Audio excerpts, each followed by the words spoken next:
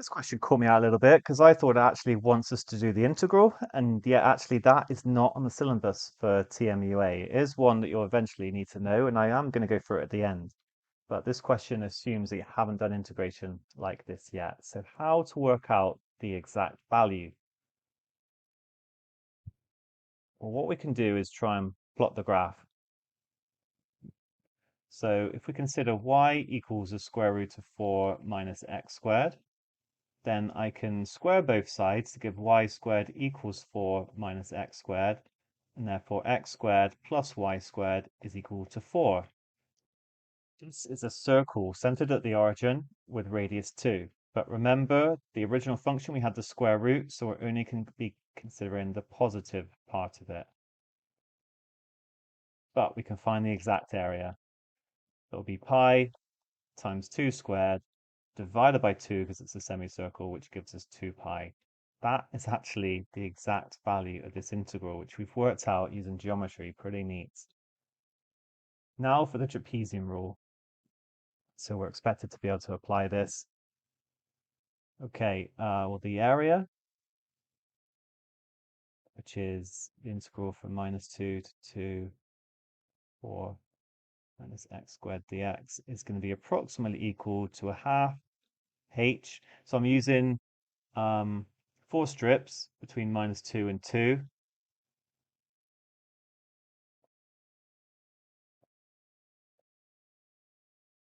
So it's going to look a bit like this.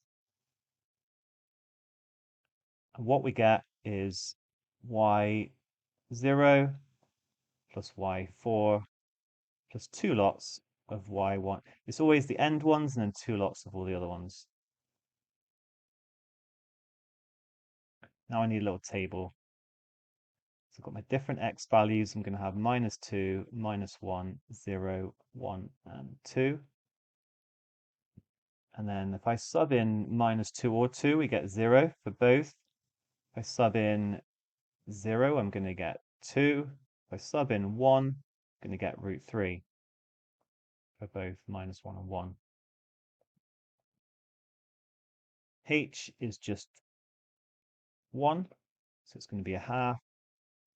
Then y0 plus y4 is just 0, so 2 lots of root 3 plus 2 plus root 3, so that's 2 root 3 plus 2. The half and the 2 are going to cancel. I've got 2 root 3 plus 2. This is clearly going to be an underestimate, and therefore the positive difference is going to be the exact value 2 pi minus this underestimate. So I'll be subtracting 2 root 3 and then 2. You can see in the answers they factorized out of 2, so it'll be pi minus 1 minus root 3, which means our answer is going to be B. Now, when I did this question, I never even thought of drawing a graph for this integral, but it is absolutely inspired and it just comes out so quickly as being 2 pi. Here's the much longer way of doing it.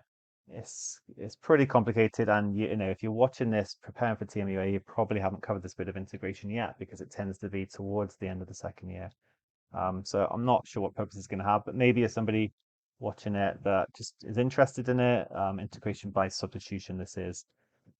Or maybe you have learnt it and you're just doing these papers. Anyway, there's lots of reasons why you could be doing these questions. So we've got this integral, and what I'm going to first of all do is factorize the 4 out.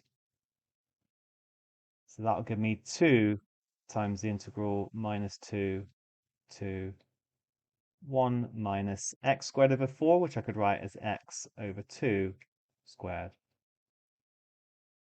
Then I'm going to let, this is actually a trig substitution because there's an identity, sine squared plus cos squared is 1.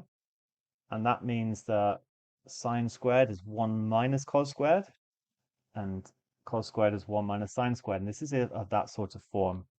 So I'm going to let x over 2 equal sine u, which means x is then 2 sine u.